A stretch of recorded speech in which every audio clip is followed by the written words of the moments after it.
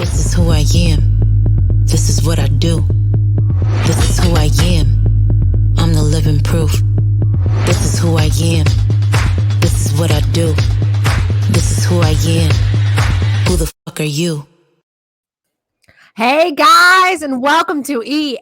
I am your host, Deanna Kozak, and this is my co-host, Joel Richardson, and also my brother of Soul Joel Productions and Soul Joel's Comedy Club in Royersford, Pennsylvania.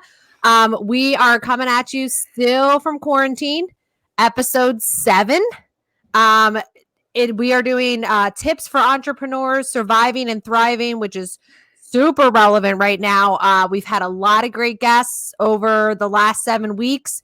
We've gone over a lot of great material. And today our tips are going to be, I want to kind of start out with what possesses somebody and how do you survive in a dog-eat-dog business. Now, I feel like just starting your own business is, risky enough. No matter what. And no matter what, going into business for yourself and not getting an every other week paycheck is probably one of the scariest things you could ever do.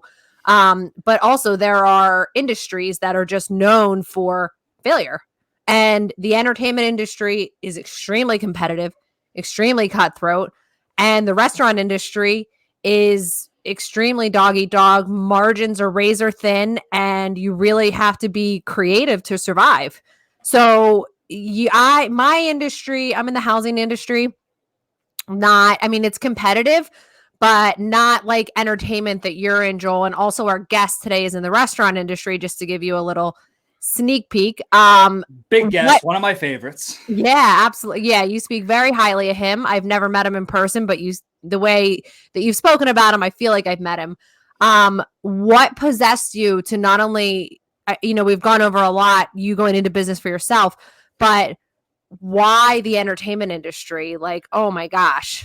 Well, I don't think it's something that I really chose. A bunch of my friends dared me to do my first open mic and going to college in New York, and I stumbled upon the Comedy Cellar on a double date back in '99. So I saw Dave Attell and Louis C.K., Wanda Sykes, Lisa Lampanelli, and then in the middle of that show, they said, "Please welcome special guest Chris Rock," and he walked in, and right from there, I just fell in love with comedy. So, but once I started doing the open mic, it was something that I never wanted to stop having that feeling of giving a wave of laughter, even though our guests might buck that I don't make people laugh as much as other people. But so you didn't choose the entertainment life. The entertainment life chose you.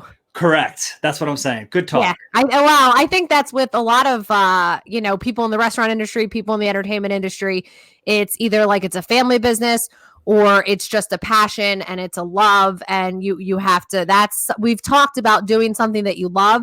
But especially with those two things, because it's long hours, it's all hours, it's just relentless. You constantly have to keep reinventing yourself because you have to always be one step ahead of your competition. Yep. And I think nobody knows that better than our guest today.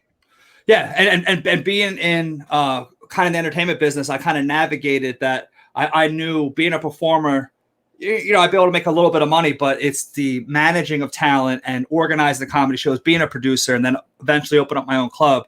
That's how I've been able to sustain a living doing it. Right. Well, yeah, I think, and I'm very interested because we haven't had anybody from the restaurant industry. And I think kind of all eyes are there right now because, they all went from, in-person dining to takeout only, and some of them have bars and they're not able to serve from there. And when are people going to be able to come back and sit at these restaurants, and what has it done to the restaurant industry? So I think I'm very interested to hear what our guest has to say. Without further ado, his dad opened up the business, and then once his dad unfortunately passed away, our guest brought his business to another level by opening multiple locations, getting on TV and really promoting it to where last year I went with our parents and our step brother to Hawaii and was wearing one of these shirts, not this shirt, but one of his shirts. And they go, Philadelphia, Geno's Cheesesteaks. So my good friend, my dear friend, please welcome Geno Vento of Geno's Cheesesteaks. Hey guys, what's up? Hey. The man, the myth, the legend. I was just saying that, Geno, like, people knew you. I mean, you guys got on Boys to Men on Motown Philly, and that kind of put you on the map. You mentioned it before. First platinum hit. Yeah, that kind of put you on the map. But now, you're international and you're on TV with Rachel Ray, and you won, what was it, the Today Show right before the Super Bowl with the cheesesteak. And we do a lot with Good Morning America. And like you said, my girl, Rachel Ray, we do a lot of stuff for the show and also privately because she likes her cheesesteaks up in the mountains. Stuff delivery. But, and our newest adventures are Frito-Lay. We're actually coming out with our own cheesesteak potato chip. Oh, boy. It's called Iconic Flavors. So they're bringing it out for your birthday, right in time for your birthday. Actually, it's funny because I don't know with the quarantine what's going to happen. Right. But how I knew it was going to work, and I didn't know this, but my gut feeling, it launches on my birthday, the 27th. Does it really? Yeah.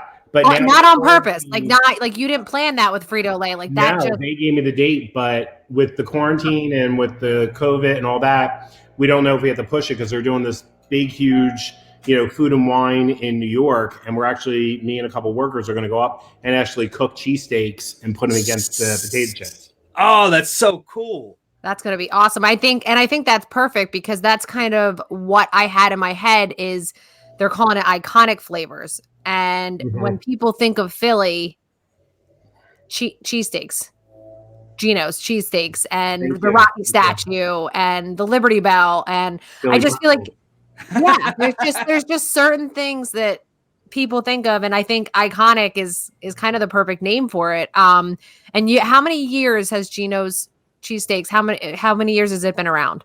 Well, my dad started in '66, so it's over 50 years. Wow. Oh, wow. Yeah, and Geno is your name. Yes. And it's called Geno's Cheesesteaks. So who came first, the chicken or the egg? The building came, Geno's came. Then I was born in '71, and I was basically named after a wall because at the time there was already Geno Hamburgers, which was GI. There was already a Joe Steaks, a Jim Steaks, which was my dad and grandfather's name. So my dad saw in South Philly a wall in graffiti, and it was Geno, so he changed the I to an E. And that's how I got my start. Named after a wall. And that's how you brought it to another level where your dad only wanted to have one location. You've had multiple locations. Yeah. Well, the thing is with dad is he was like all or nothing. He felt like he had to be there 20 hours a day, sleep 4 hours. He didn't feel like the business would run without him. Somewhat of an old fashioned Italian control freak, which I could be a little bit sometimes like, I strive on perfection. I love perfection. I love order. I love organization. I love, timing, everything. And with the steakhouse, I had a opportunity to do some location agreements. And instead of franchises, we did licensing agreements. So we're in the Philly airport. We're at Sugar House Casino and Xfinity Live. Yeah, and you were way ahead of this curve too, where back, I don't know if it was November or December, you launched Uber Eats and you were DoorDash and everything, so people weren't just coming to you. And Grubhub, all three. So before the whole stay at home, you were kind of ahead of that curve where people weren't even coming to you, you were coming to them. Yeah. And a quick thing, the other day we had a meeting, and you're going to be the first to hear about this because only Soul Joel gets the first thing. Exclusive. We're actually looking at going into Gold Belly, so we'll be able to sell and ship cheesesteaks worldwide. That would be one of my questions today. So we're in the works of negotiating that. Because I have a lot of friends in Florida, and they get pats shipped to them, and they're always like, when is Geno's going to start shipping? Well, we want to, but the problem is people look at it and go, oh my God, $25 a cheesesteak. When we don't get the $25, we just get the cost of a cheesesteak. But people realize the packaging, the shipping, the dry ice, and the shipping of it.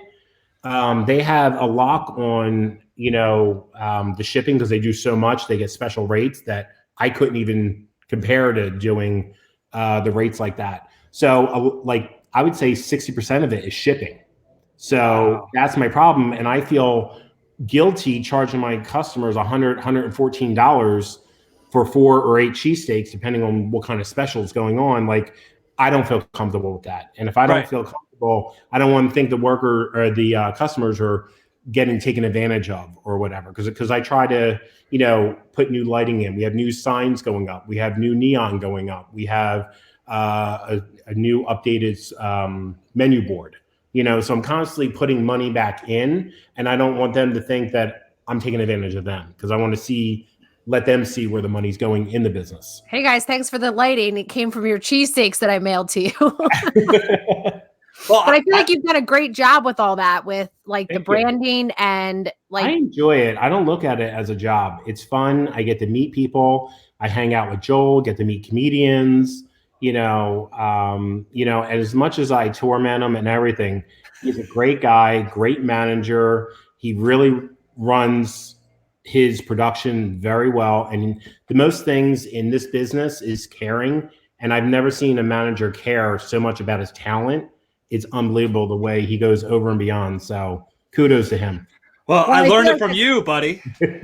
Yeah, very similar with it sounds like you're saying that you were going to take a couple of like your workers to New York, and your dad, you said, felt like he had to be there 24/7 and really take care of things. But how are you not there 24/7 and how are they still running efficiently just like they did when your dad was there? Because it seems like things have only gotten better, which is as they should. But how do you do that and not be there all the time?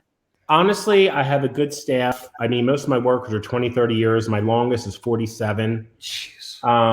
And the person that's my GM now, he's been with me over 35 years. Wow. So I learned to trust people, and I believe, and my dad always taught me, when you're making a decision in business or you're trying to do something for the business, surround yourself around smart people, because 5 answers is better than 1 answer. And you don't always, like, for me personally, I don't know everything, but if I'm talking to you and Joel and Mark and all that, I might get an idea and I'm like, oh, I didn't think of that. Or, it's kind of like a group effort. So Dad always said, surround yourself around smart people and you'll never go wrong. And, with the business, he had his way of doing things. I had my way. He was right. I was left. I was up. He was down, like totally different.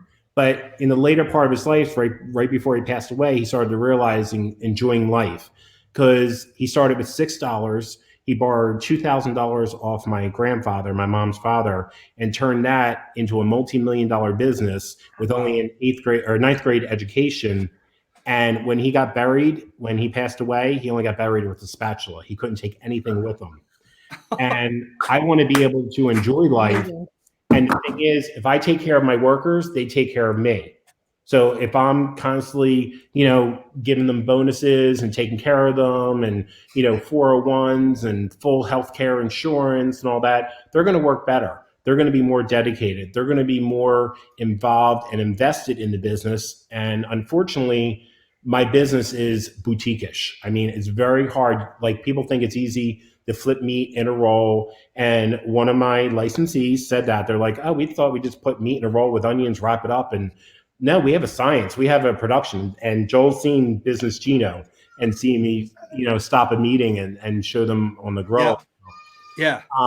But there's a process, and a lot of people like to take shortcuts and this and that, and it's not like that. At Geno's, it's not a democracy. It's a dictatorship.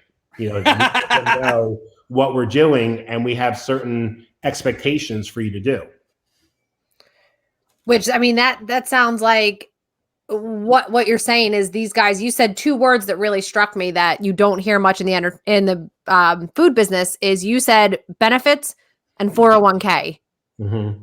I don't feel like that's the norm in the restaurant. I mean, I have a lot of friends who are in the restaurant industry, and you providing that to them probably makes them work pretty hard just to stay employed. I mean, most of them have been there since I was a baby. So we have helped them buy houses, take care of the families, put them through college, all that stuff.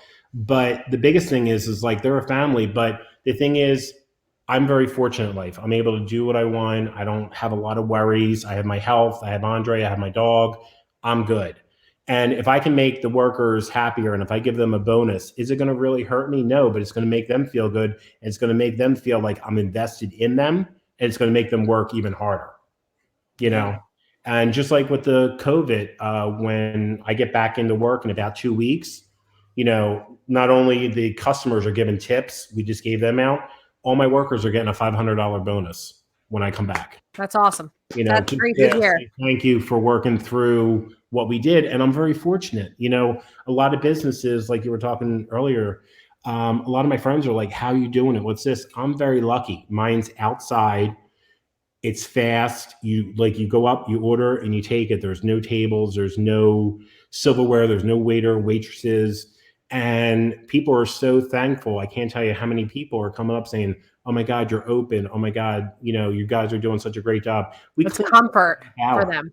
You know, and we're constantly sanitizing. We're constantly, you know, doing the gloves and, you know, taking the trash out and wiping down the counters and all that. We want people to see that because we want to show them that we're invested not only for your safety, but to keep the business going. Because if it wasn't for that, my workers would be out. And I can honestly say I have 100% staff on since the COVID virus. I haven't laid off anybody.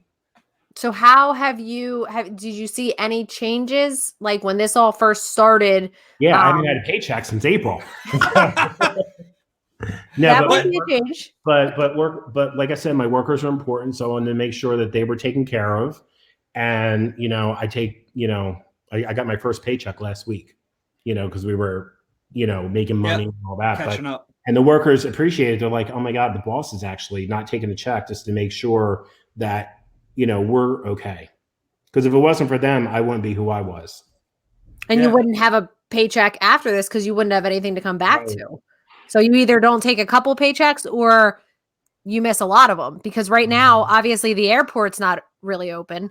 No, all of them closed. Right. I believe Xfinity closed first, then the casino, and then the airport were pretty neck and neck within the same week. Okay. And we don't know when they're going to open because I can't mandate when they open. I can only go by what they're saying. I don't know why my thing's going off. Sorry about that. No, it's okay. But it's funny to watch, you know, to get to know you personally. Like people knew about, but people knew about your dad and they heard about, you know, the sign up that, you know, only order your cheesesteaks in English. But then I get to see the other side of him even years later. The owner, I forget his name, from Ponzio's, used to say that your dad used to stop. Nick used to stop every night on the way back from work, and he would offer him, even though they were in the same restaurant business, he would offer Nick advice, and Nick never forgot that. And then I get to see people hear about Geno's, and they see you on Rachel Ray, but they don't see all the philanthropy that, you know, the giving back that you do, and you do it for the real passion of giving back and for it to be charitable. You don't do it for the recognition. Mm-hmm. And I didn't really want to do the recognition, but with the COVID, we kind of, you know, were under the spotlight and people were taking pictures and posting the nurses. But Geno's has donated hundreds of cheesesteaks, like minimum of 200 cheesesteaks every week since the COVID has started. And we actually had a lady, I don't want to say names or anything, but her daughter worked at Penn, and her and her sister bought 300 cheesesteaks for the whole entire floor. Wow. And we wound up giving them, you know, a discount because I wanted to be a part of it. So we wound up giving them a discount so that it didn't hurt their pockets, but you know, it was still a nice gesture. And then DoorDash stepped up. For every cheesesteak that was ordered on DoorDash, they donated a cheesesteak to the hospital of my choice. See, and you know what kind of annoys me is that people are lambasting all these like delivery companies. And when you open up the Philadelphia Inquirer, which like I get it delivered every day, but it's always like doom and gloom. And then there's a big thing about like how much money these delivery companies take. But like, where's the stuff like you just said? Mm-hmm. Like people donating cheesesteaks, DoorDash doing a 1-for-1, buy one, donate one. Like, yeah, I know Pacificio, my friends, the Brim Cafe was given cannolis and chocolates. Steak in Maine was giving out like dinners. And then I know Chick-fil-A was giving out like little lunch bags and all that stuff. So, I mean, we're trying to do what we can. I mean, you know, if I can help out, whatever. And Joel knows that about me. Like anytime anybody comes up to me, if I can help them, I will. Yeah. But it's amazing to see the fabric of becoming a part of people's lives. Like standing next to you, some kid came with his mom all the way from New Jersey. And I think his dad like had passed away as a firefighter, and he saw you right away. And he was like, "Oh my, do you mind if I take your picture? It's my dad's birthday. I'm here." And he took the day off of school, and like you take the time to take a picture and with someone, like you don't have any problem shaking someone's hand. And obviously all before this happened, but yeah, I mean, it goes back to some celebrities. Like, what is it for them to go over and say, hi, how you doing? Take a picture. How's your day going? This and that. It takes a couple minutes, and it gives such an impression on that other person. Like, oh my God, he took the, like you said, Joel, took time out to sit. And I wound up giving him a shirt. That was right. like gold to him. He was like actually putting it on and putting it on his social media as we were driving off in the car. Right. And, you know, what did that cost me? Nothing except 2 minutes of my time. But if it wasn't for him, I wouldn't have what I have. So I never forget where I come from. I'm just sitting there taking notes, brother. You're good, Joel. Trust me. You're good. As much as I talk personal touch. I'm not saying because your sister's on, but you are good. Thanks, man. Yeah, it's that personal touch that you're giving people. You're giving them your time. I mean, how many people get to travel all over the world, be known all over the world over a sandwich that's just like steak, cheese, and onions? And Rachel Ray's calling you because she wants to do a segment on the thing, and she wants cheesesteaks FedExed overnight or rolls FedExed overnight, and we're part of the show. Or the Good Morning America with the Super Bowl, they could have picked anybody, but they picked me. Well, and that even says more to you. What I'm impressed about, I was actually over your house hanging out with you and Andre, and all of a sudden you're on the sidelines on American Ninja. Now, American Ninjas, because you're so associated with the city of Philadelphia, and I'm like, these warriors are not eating cheesesteaks, but there's Geno. 11 o'clock. So, yeah, I had to get my magic wand out. That was so cool. The grill and everything. But that, I mean, it's an amazing production. But once again, how many times I get 7 cameras, I get the ninja stars coming up wanting cheesesteaks, you know, Matt Eisner and the other guy, you know, going, oh my God, I love your thing, like in front of the cameras. I mean, and Keith Jones was here from Channel 10 because he tried to do the course, didn't work out so well. And I thought he was athletic. No good. So we're seeing you do. Oh, I'll do it. So we see you doing such a good job right now. Joel's talking, you're talking about all your success, how fortunate you are. Mm-hmm. Did you see anything else but the restaurant industry? Like, was this like what you knew you were going to do this, or was there like something else in the queue? Yeah. Growing up, work to me was a curse word. You know, I didn't like it. I was kind of like the old fashioned Italian dad was like, take over the business. Here's the keys. You don't have to worry about nothing. And I was kind of like the stubborn person where I'm just like, I want to do something different. And I always had ties in the entertainment business, hanging out with like Instinct, Backstreet Boys, Debbie Gibson back in the day. And then was on, you know, hanging out with Michael Bublé and on tour with Gabriel Iglesias, Ralphie May. And, you know, it was just, it came easy to me. Like the store did, but something about the steakhouse was a good feeling, but the entertainment just gave me that wow, like that fire. And I wound up having a production company, Wiz Productions. And about 4 years ago, I bought into The Bronx Tale with Chaz Palminteri and Robert De Niro. And it was on Broadway for 2 years. And then it went off and traveling now. But that was a huge experience. And then I had the Calamari Sisters. I did charity events with Joan Rivers, Margaret Cho. You know, so I always had the hand. And even at my graduation party for culinary school, we had the Jersey Boys open up. We had these Marie Antoinette dresses with Geno teenies made in them, and they were walking all around. And I'm directing the whole thing. You know, because they weren't at your graduation party. And Perry, yeah. And they just weren't doing it like streamlined. And it's just my nature. Like if my name's on it, I want to do it the best I can. Because, you know, when people see it, they're like, oh, Geno Steaks, or oh my God, Geno's doing this event. Oh, it must be good. That kind of like so your business has allowed you to do something that you're super passionate about too, like being successful in the restaurant business has also allowed you to back like passion projects. Yeah, and Dad wasn't too happy. And then when, people would go up to him and say, "Oh my God, Geno's doing so good," and all that, and he's like, "Why doesn't he take over the steakhouse?" And once he started letting me lead a little bit, and when I say little, I mean like little bit, that, it started coming around. And then unfortunately he got sick and everything. And literally he passed away on a Tuesday night. Wednesday morning, I was in the steakhouse, and I never ran the steakhouse because he had everything in his head. Like, he was like, "Oh, I'll show you when you get older. I'll show you later." And this is that. And I literally was getting barked at by the workers. I had contractors, I had maintenance, I had suppliers. And I looked and I'm like, "Dad, like, what kind of shoes can I fill overnight?" Yeah. Yeah, he doesn't seem like he's a pen and paper kind of guy. He's a handshake. No, right? He used to tell the suppliers how much we had and that his computer's wrong. And he goes, "Well, you're an idiot because you're the one that put the numbers in. So there's something wrong." And he would go back and they were like, "Joe, you're right. We don't have that many." He goes, "Of course I know." Really? Yeah. He would be able to tell you what was across in the warehouse, down to the bottles of Windex, how many cases of cups. And for fun, for the workers, just to keep it going, he would take the hydraulic truck thing, I don't know what you call it, The forklift? Lift, and rearrange the boxes. So when they came in, they're like, "We can't find it. It's over there. Go over." And he would just have a little game. That's so funny. So you literally just like trial by fire. Like, you were kind of doing your thing, working at the steakhouse a little bit, and then it was like, boom, here you go. Good luck. Yeah, and a lot of things everybody always says is, your gut, this and that. And I have to say, like, I'm not always right.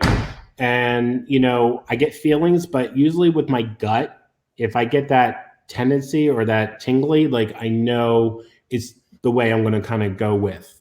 Am I always right? No. Do I make mistakes? Hell yeah. I'm human, and anybody that says that they're perfect, and like, it's non-existent. And I try to be, but I was unhappy trying to be this perfection person or this perfection son or perfection running the store. There's going to be glitches. There's going to be workers calling out, an exhaust going off, bread didn't come in or whatever. You just make do. And then people, they always think that the cheesesteak game is like this cutthroat business, and it might be behind the scenes, but on the surface, I mean, you and Tony Luke Jr. Yeah, we're all like friends, best friends. and you guys in the same building. That's what's crazy. Yeah, yeah. I was there first. Then Tony came in.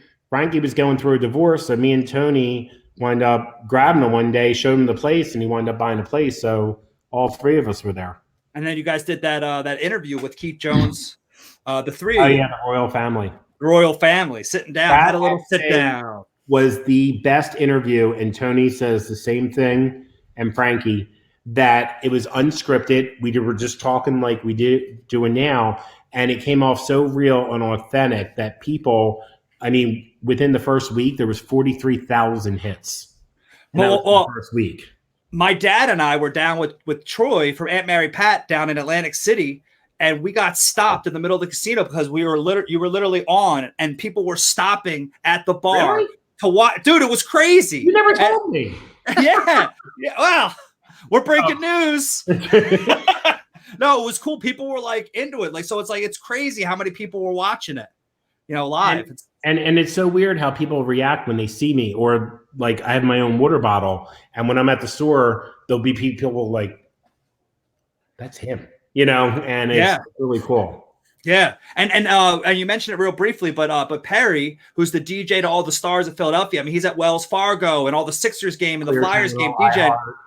Yeah, and he has Deanna, when he's DJing, he has the Geno Steaks logo on his computer. So. Awesome. Yeah, we had 2 turntables made. Yeah, it's on the turntable. It's really cool. So we're all about paying it forward here, where, you are, Joel is, and that's kind of why we're doing this. What advice would you give to somebody, not only in the restaurant industry, but if they want to like start out for themselves? Like, what are your best pieces of advice? Number 1 is believe in yourself, go with your gut, and, be ready to make mistakes, because failure makes you inferior. Like you have to fail before you conquer. And, a lot of my friends that, are, very successful business and everything, there was more failure than there was happiness, and you have to learn from your mistakes. And I can't tell you, Dad made thousands of mistakes, thousands when he started. But, you try not to make the same mistake twice, and you learn from your mistakes. And, with me, like, I just, go back to having a team, surround yourself around smart people, and, you'll thrive. I think that's wonderful. Yeah, and luckily for your dad, it didn't sound like he wrote anything down, so nobody really knows what his mistakes were. Oh, he was old school. He probably no social media, with no record, He was there's hard. no nothing. So whatever mistakes he made, he took them with him. One thing I will say is don't open a restaurant with your family, because not only do you work at the restaurant, you also come home at the restaurant. You're on family trips with the restaurant. You're out to dinner with the restaurant. So with Dad, it was always 24/7. Like, even my mom would say, Joey, we're at dinner. Let's talk about something else. Right. Well, I want him to know, or this, not, or say a worker calls out. See, I can't count on you. Well, just let me know. Someone called out. I shouldn't have to tell you. You should just know. That was my dad's biggest thing. That's hilarious, because at the store, me and Jimmy, which was our GM at the time, would be like, oh, you should know that. Like, how do you know that? Like, what do you have, ESP or something? Right. Oh, yeah, he was tough, but but he was the biggest teddy bear. That's the thing. He gave away more things, or if a family came up, they'd be walking out with a bag of T-shirts and cups, or when he'd go to a bar and people would start talking and whatever. I mean, it would be nothing for him to buy a whole round. And I'm talking like 50 to 100 people. Wow. And just give the bartender a couple $1,000s. But that's stuff you don't hear about. Yeah. And that's where you get probably your giving heart from. You learn from him. And it goes back to my childhood. Like Dad said, as long as you have your health and your happiness, your birthday comes once a year, but he said when you have money, you can make any day your birthday. Because growing up, my birthday was never on my birthday sometimes, because it depends on his work schedule. And I didn't really get that. And then, it's just, being fortunate, and in the limelight that I'm in, I get to have a voice for other people, and when I do charity events, and when Joel was at one of my award ceremonies, I got to talk in front of the whole LGBTQ, and, they were listening and everything. And it was just amazing how your voice can travel and people can take from and learn. That's so cool. Yeah, that's amazing. I mean, just using your platform, people can kind of take that away from this, is if and when you do get the money and when you do get the platform, do good with it, because that's really a lot what it's intended for. It's not just for selfish reasons. Yeah, and we've talked about it, because back in what was it, 86, Oprah with the male cow disease, or something, God forbid, happened to the store. I'm not talking for all the cheesesteak people, but I'm just talking for myself here, for the record. That if God forbid something happened, I would have no problem calling Joel and saying, hey, can I be your assistant? Can I help seat people or whatever? Like, the job is not beneath me. And just because I was here and God forbid I lose everything and I come down to here, there's no problem. I could work at a Target or work at a restaurant or work with Soul Joel, like, it doesn't define me. It just, like Dad, like always taught you, money doesn't bring you happiness. It just puts a smile on your face. So people think the more money you make, the more you're going to have, the more cars. I'm telling you, the more money you make, the more problems you have, more people are trying to get something from you. But when you live a happy, modest life, they can't take that away from you. And also jealousy. I can't tell you how many people I've encountered over my life, especially when Dad died. The day or the week after he died, how many people said Joey said this, and he loaned me whatever money and I didn't have to pay it back, or like all this like, I'm like, really? I'm like, he just died a week ago and you're worried about that? Well, Geno, I will tell you this, and it's always going to stick to the day I die. It's going to stick in my head. You kept telling me that my product is better than I'm charging. And you're like, raise your prices. You're going to find out who your friends are. So we opened up the club. I raised my prices. And there's some people that haven't been to my club. And I know, you're absolutely right. And then even more so in this quarantine, when you said, like, people are reaching out, they always want something, whether it's a donation, whatever it is.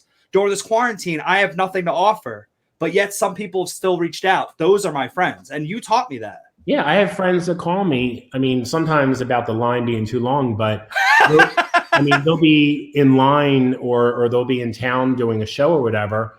And I haven't heard from them in 6 months to a year. They're on tour, they're coming in, and they're like, oh, can we sit in the booth and this and that? And, like, well, you're going to get charged. I'm not there, like, and they think that they're going to get it for free. I'm like, no, don't assume. I can't tell you how many people assume. And I've actually had some celebrities walk out because they weren't going to get it for free. And these were big celebrities. Like, they're worth millions. And your real friends are the ones that don't ask for a discount. Like, when I go to Joel's shows, I buy my tickets online. And he'll text me because he's a maniac and he sees it right away. And he'll go, why did you buy a ticket? And I'm like, it's respect. It's your business. I respect, what you're doing. Now, there are exceptions to the rule that, may come in that might be financially, or they, maybe some, like there's, kind of, And you probably calm things from time to time, but it's not. I do. I love giving things away. Ask Joel. My favorite thing is, like, I'm like the white Oprah. I just start giving, like, you get I just love doing the white Oprah. Oh, I like Good that. Talk, Joel. Good talk. Let's. Why is your face getting so red? Because I'm on the phone with you.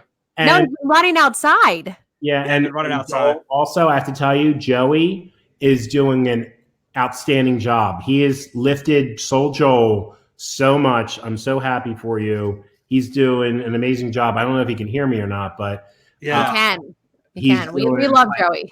I see huge strides where Soul Joel was and where Soul Joel is and where Soul Joel can go. So props to both of you.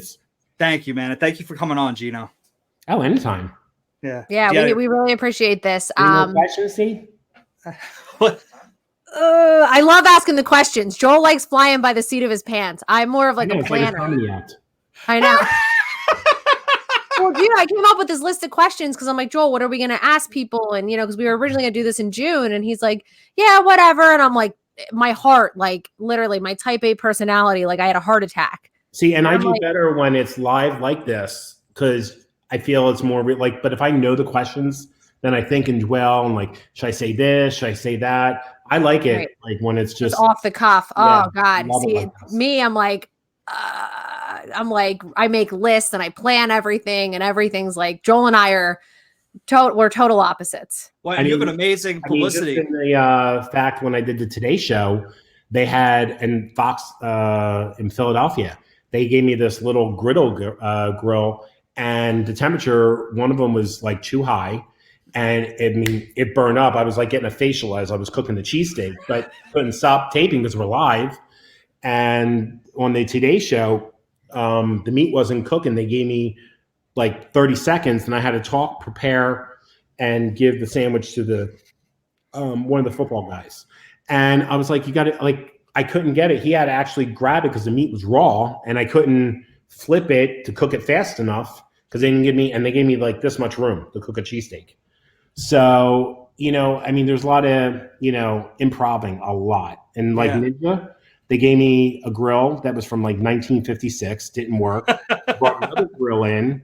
I wound up cooking on a Coleman camping grill with one of those silicone sheets. Fun! You never know it because I edited it, and I didn't make as many cheesesteaks. I made like 50-some cheesesteaks. I was supposed to make more, but the crowd was going crazy. But you would on a Coleman grill. You made 50 cheesesteaks on a Coleman grill. I had to make almost one at a time. But the audience doesn't know that. But I just had the magic of making it, even though I'm cursing under my breath, and my publicist is like, calm down, calm down. And because I'm like, there's cameras everywhere. I don't know where I'm getting filmed at. And the thing is, when they edited it, it looked like there was no problem whatsoever. And it just, was amazing that you do it, but you just learn improv. You just learn if it goes this way and all of a sudden you have to make a sharp right, you just make a sharp right and just make it work. See, so your other stuff that you were doing, all your theater and stuff that your dad wasn't too fond of, it's really coming handy. Mm-hmm. You learn how to improv and land on your feet. So we will end with one last question. If our guest left. I think our guest left us. Well, We didn't even get to say goodbye to him. this is called improv. Yeah. See, Maybe he's coming back. Maybe he's not. we Joey were just talking about improv, and now here we are. We have to learn how to land on our feet. So, guys, that was Geno of Geno's Cheesesteaks. I mean, he just blew us away. A lot of stuff that I Sorry didn't about know. that. I got kicked off. And he's back. We were improving. We're like, is that Okay, great. Because I'm like, No, Joel, I'm like, how did Joel kick me off my own show? No, I thought you dropped the mic. Yeah.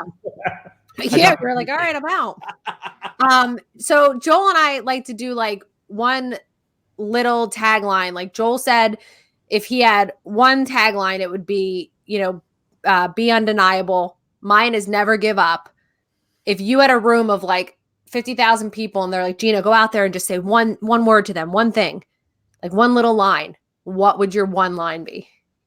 My catchphrase at the store is "Eat like a local." Awesome. Okay. Oh, there you go. That's awesome.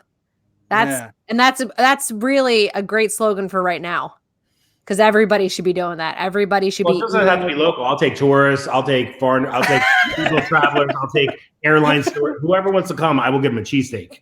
It doesn't Right. have to be a local. But they're eating locally to that area. You're not like a big like national chain. Like you're a local Philly restaurant. And people are still coming in. There's a lot of road trips from like New York, Virginia. We have people from Connecticut because they have nothing to do. It's great, yeah. But the thing that I don't understand is, and I know Joel can relate to this, is they go to the store, they drive 4 or 6 hours, and they order one cheesesteak. Why would you order one? At least Bring a cooler. yeah. On the day that Wizzy launched, because Geno was the first cheesesteak place in Philadelphia to get a mascot, I got to spend a lot of time with Geno that day. And literally there was a young couple, can't be any older than 25, 27 maybe. They flew in from Chicago just to go to Geno. So Geno says, eat like a local. He's bringing people from around the world to eat local in South Philly. It's amazing. And it's very humbling that you have people from all over the world come in for a cheesesteak. Yep. It's just amazing. I'm very blessed. Yeah. That's amazing. So guys, if you take one piece of advice, eat like a local. And this has been Deanna Kozak, Joel Richardson, and Geno of Geno's Steaks in Philly. And this has been EAF. Thanks for listening. Thanks, Geno. Thank you for tuning in to Entrepreneurs Fuck. To stay up to date on future shows, follow Soul Joel TV on Facebook and subscribe to our channel on YouTube. See you next time, and always remember, respect the hustle.